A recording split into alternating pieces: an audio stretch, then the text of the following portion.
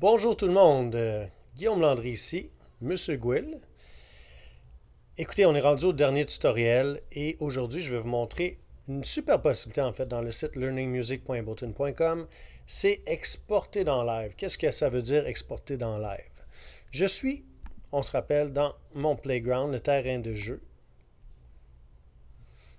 Et là j'ai déjà 4 différentes pistes qui ont été créées, rythme, ligne de basse, accord, ainsi que mélodie. J'ai l'option d'exporter dans live. Ça sert à quoi exporter dans live? Ben, c'est dès que je clique ici, ces 4 différents modules-là, ces 4 différentes pistes-là, qui sont des boucles en fait de 2 mesures, vont être envoyées dans Ableton Live, un logiciel audio numérique en fait, qui est celui-ci, qui nous permet de faire une panoplie de choses, que ce soit de justement travailler en live, donc en temps réel sur une scène, ou d'enregistrer de la musique ou de faire plein d'affaires. Ableton Live, ça fait pas mal tout ça.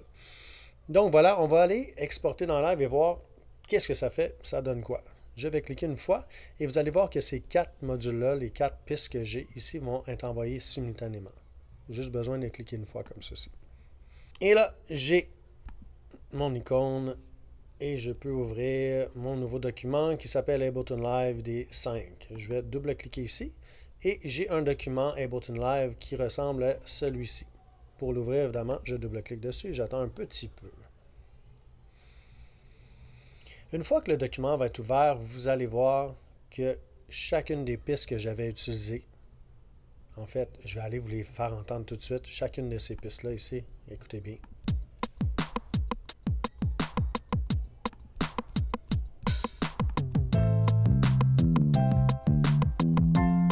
Deux.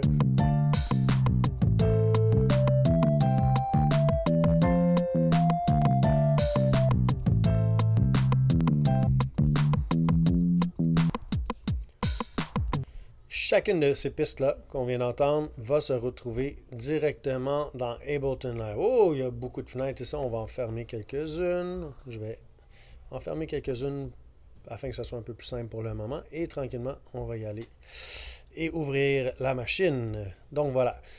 Normalement, à son essence même, Ableton Live, quand vous ouvrez vos documents, vous devriez vous y retrouver en voyant les 4 pistes qui sont ici. Donc, j'ai mes 4 pistes ici, mais c'est étrange, elles sont verticales plutôt qu'être horizontales. En fait, dans Ableton Live, c'est que je peux travailler soit dans ce qu'on appelle la Session View, la vue de session, ou la Arrangement View, donc la vue d'arrangement. OK? La vue d'arrangement, en général, c'est ce qu'on connaît d'habitude des différents DAW qu'on peut utiliser, donc des logiciels audio numériques. Ça ressemble à ceci, comme dans Cubase, Pro Tools, peu importe. Normalement, on s'est basé sur une ligne de temps ou une ligne avec les mesures ici. Et là, tu enregistres, tu stops et tu play. Donc voilà. C'est pas mal comme ça, mais dans Ableton Live, on a aussi en fait, l'avantage de pouvoir travailler également verticalement dans ce qu'on appelle la Session View. C'est quoi la Session View? Bien, ça nous permet d'utiliser plusieurs boucles en même temps et de les varier et de mixer ça en temps réel. C'est super intéressant. Pour l'instant, on ne va pas trop aller fouiner là-dedans, mais je vous explique quand même un peu comment fonctionne la Session View, donc la vue de session. Alors là, j'ai mon instrument, mon drums, et j'ai un petit rectangle ici avec un petit triangle. En fait, ceci s'appelle un clip dans Ableton Live, et chacun de ces clips-là contient de l'information MIDI. Donc, MIDI étant un encodage, en fait, un Musical Instrument Digital Interface. Ça a commencé dans les années 80 et ça nous permet en fait d'encoder et d'envoyer un signal qui nous permet en fait de déclencher des sons, peu importe le son. Alors c'est juste un encodage qui nous permet en fait, qui donne différentes informations et qui permet ensuite de peut-être utiliser un son de basse ou un son de guitare, un son de saxophone sur cette même piste-là MIDI. OK? Donc, je double-clique sur mon clip et voici ce qui arrive. Je vais avoir l'information MIDI ici et exactement la même chose, je reviens ici, que ce que j'avais sur ma grid de 2 mesures pour mon drum, mon beat de drum. Alors je reviens là, c'est exactement la même affaire. L'avantage, c'est que là, j'ai ce qu'on appelle un piano roll, que je vais vous montrer davantage au niveau mélodique. Et je peux maintenant étirer mes notes si je veux, les bouger de façon vraiment... Je peux aller très loin dans Ableton Live. Pour l'instant, c'est pas de ça qu'on parle. Alors voilà, je vais faire entendre ma piste de batterie. Je vais faire play.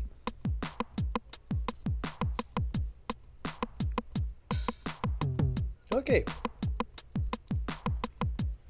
Je vais ensuite, je vais baisser ça un petit peu, ça va me permettre d'aller chercher. OK, voilà. Je vais ensuite vous faire entendre ma ligne de basse. Je clique sur le clip et je fais play. Comme vous voyez ici, j'ai ce qu'on appelle un piano roll.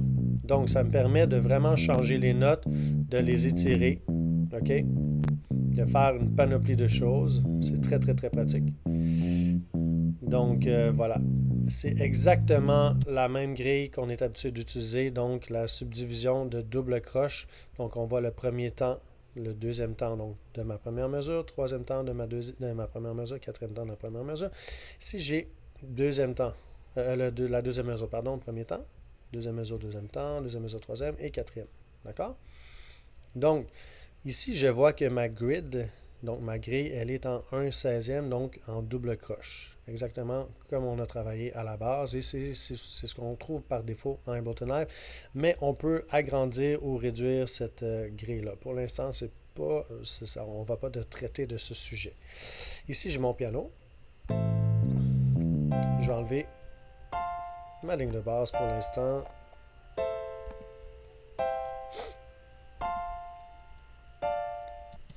Encore une fois, j'ai mon piano roll. Je peux agrandir, rétrécir, modifier les notes, les bouger, ce que je veux, peu importe. Alors, c'est quand même très pratique à avoir. Et finalement, j'ai ici ma superbe mélodie.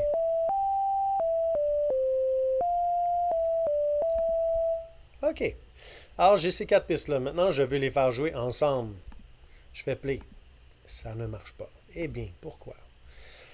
Parce que ce sont des clips, puis je suis dans la Session View et en fait, la façon que fonctionne la Session View, c'est que ce sont des scènes. Donc ça, c'est la scène numéro 1. OK?